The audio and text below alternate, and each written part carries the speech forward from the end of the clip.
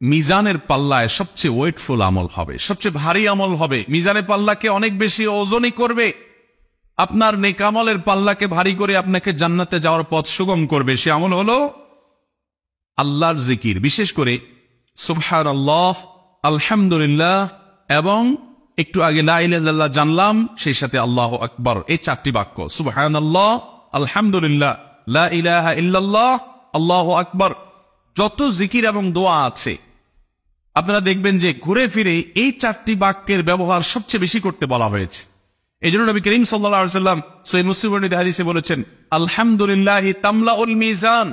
যদি কেউ আলহামদুলিল্লাহ বলে তো এটা মিজানের পাল্লাকে পরিপূর্ণ করে দিবে। আর যদি কেউ সুবহানাল্লাহি ওয়াল হামদুলিল্লাহ বলে তাহলে সেক্ষেত্রে আল্লাহ রাব্বুল আলামিন তাতে এই পরিমাণ সওয়াব দিবেন যে নবমণ্ডল এবং ভূমণ্ডল এর মধ্যকার জায়গাকে পরিপূর্ণ করে দিবেন। যদি একবার সে সুবহানাল্লাহি ওয়াল হামদুলিল্লাহি এইভাবে বলতে পারে, সেই কামনা বাক্যে এটার অর্থ বুঝে মোহাব্বতের সাথে আল্লাহ তাআলা যে মান এবং কোয়ালিটি চান সেই কোয়ালিটি নিশ্চিত করে, অতএব বেশি বেশি করে মোহাব্বতের সাথে ধীরস্থিরতার সাথে আমরা এই তাসবিহ তাহমিদ করব। আমরা অনেকে সুবহানাল্লাহ পড়ি কিন্তু সেটা খুব হুলস্থুল করে পড়ি, সুবহানাল্লাহ সুবহানাল্লাহ সুবহানাল্লাহ, যেটা আল্লাহ তাআলার শানে, আল্লাহ তাআলার শানে যায় না, বরং বেয়াদবি হয় কোনো কোনো ক্ষেত্রে, যে আল্লাহর শানে তার পবিত্রতা জ্ঞাপন করছেন, হুলস্থুল করে তাড়াহুড়া করে করলে সেটা কখনো মানসম্মত হবে না।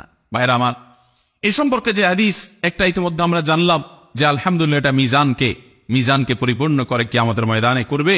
আর সেই সাথে সুবহানাল্লাহি ওয়াল হামদুলিল্লাহ এটা বান্দার আমলের মধ্যে এই পরিমাণ সওয়াব যোগ করবে যে নমণ্ডল ভূমণ্ডলকে পরিপূর্ণ করবে। সেই সাথে বুখারীর একটা হাদিস আছে, আপনারা সবাই হাদিসটি কম বেশি হয়তো শুনেছেন, বুখারীর সর্বশেষ হাদিস।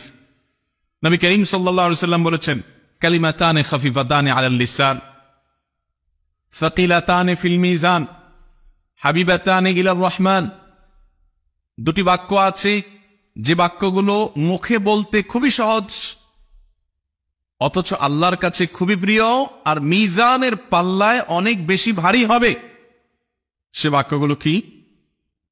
সুবহানাল্লাহি ওয়া বিহামদি সুবহানাল্লাহিল আযীম, সুবহানাল্লাহি ওয়া বিহামদি সুবহানাল্লাহিল আযীম। মুহাব্বতের সাথে, আজমতের সাথে আল্লাহর বড়ত্ব অন্তরে উপস্থিত করে বারবার করে আমরা এই বাক্য পাঠ করব, সুবহানাল্লাহি ওয়া বিহামদি সুবহানাল্লাহিল আযীম।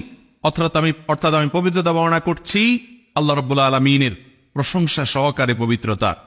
সুবহানাল্লাহিল আযীম, আল্লাহ রাব্বুল আলামিন পবিত্র, মহান আল্লাহ পবিত্র, তার পবিত্রতা জ্ঞাপন করছে। যে সুবহানাল্লাহ, আলহামদুলিল্লাহ, এই বাক্যগুলোর ওজন এত বেশি যে নবী সাল্লাল্লাহু আলাইহি ওয়াসাল্লাম বলেছেন এগুলো মিজানের পাল্লা অনেক বেশি ভারী হবে। ঠিক একইভাবে আরো বহু হাদিস এই মর্মে পাওয়া যায়। আমার মনে হয় দলিল বা প্রমাণ হিসাবে এই দুটি যথেষ্ট।